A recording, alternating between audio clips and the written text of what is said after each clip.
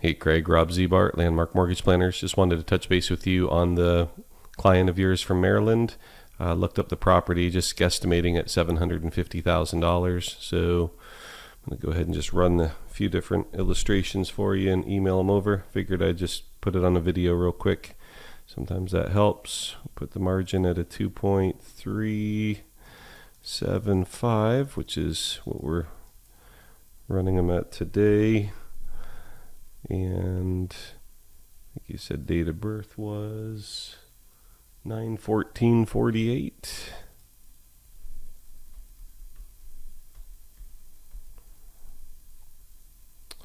I'm just going to put Florida for now for my system's sake, and no lien. Calculate that. I'll go through and update the fees. There may be just minor adjustments based in Maryland and different title charges there, but looks like they would have made available $334,750 in a growing line of credit. At closing, $191,650 would be available. Another $143,100 would be available after 12 months. That can be converted immediately into what they call tenure, which is tax-free income for life, $2,034 a month. However, I know that's not the strategy. Just wanted to point that out. So let's just look at the projections just so you can see the chart and the graph. Of course, this is your value of the property, and then the blue line's value. Green line is the growing line of credit. Looks like there's correlation between the two, but I always just like to show that that is not the case. For instance, if home values either declined or let's just say went down 3% a year, and we calculate this back out, you should see no difference in the line of credit. So actually the line of credit would obviously grow past the value of the home. Can never be frozen, canceled, and at any time in the future, if the home value truly was only $400,000 at this point and the growing line of credit was at $821,000, they can request $821,622 tax-free to be wired to their account within 72 hours, and contractually they would have to do so. So just a great little feature. Just like to always point that out. Let me modify that back and put it to 4%, which is what HUD has us illustrate, which is sort of what they expect real estate to appreciate at over time. Oops. Sorry. All right, let's get this going again here. So I'll dive into the details here in just a sec, but just to show you what the amortization schedule looks like. And again, I'll create some PDFs with these three scenarios I'm going to send. But of course, here's your growing line of credit, and starts $334,750, and it grows. Of course, it's grown about $20,000 a year in availability, compounding. All that growth is tax-free. Can be turned on as an income stream, taken as lump sums after year one, however the customer chooses to do that. Wanted to also just show that a lot of people get choked up with the fees, of course, because the same interest rate that the loan balance in this column accrues at is what the line of credit grows by. So some folks want to pay that down, so we can certainly illustrate that and make a modification to this. It has to have a minimum of a $100 balance in order to keep the growing line of credit intact. So oftentimes we'll see people do a strategy like this where they make a partial payment. And my computer's acting really weird, so sorry about the mouse being jittery. Make a payment right away until the minimum balance is reached. Let's just put $24,000 here and see what that looks like.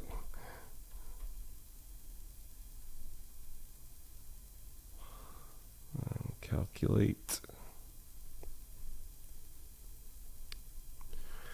Now the future projections will look a little bit different.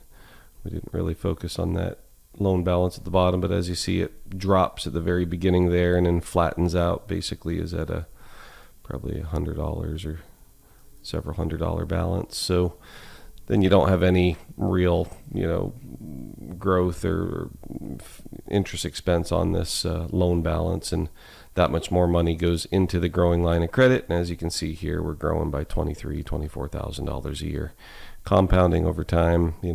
At year 6 or 7 here, we're seeing almost $30,000 a year of tax-free growth. And then, of course, we can modify it that much further. And if they wanted to take lump sums, they could. A lot of times we just advise people leave that there as a buffer asset, so they can dip into that to prevent, exhaustion of the other accounts or over withdrawal rates and things like that. But we like to just show line of conversion or line of credit conversion. So if we took and clicked here, went line of credit conversion. Let's just say we wanted to start receiving payments in, let's say 13 years. Let's see what that looks like.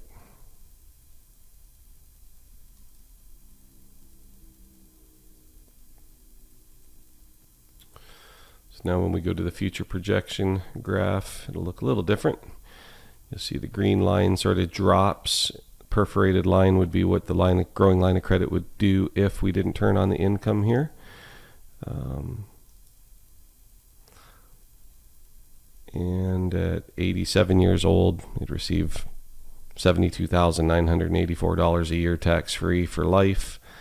That's 10 years, so they can't outlive it. It pays until the last person in the home passes, $6,082 a month.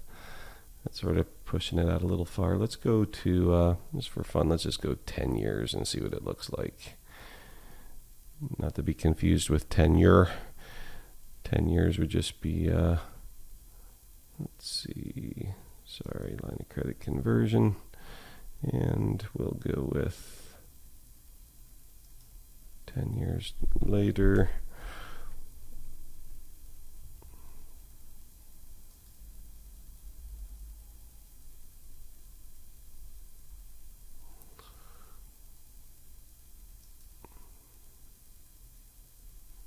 There we go. 84 years old, makes available about $55,000 a year tax-free, or $45.99, the far right column, per month. And you can see how that affects the loan balance over time. Of course, they can still sell the house at any time, pay off the amount that they've been distributed. So the original loan balance that grew, plus the $55,000 a year that they take, and any interest that accrues on top of that.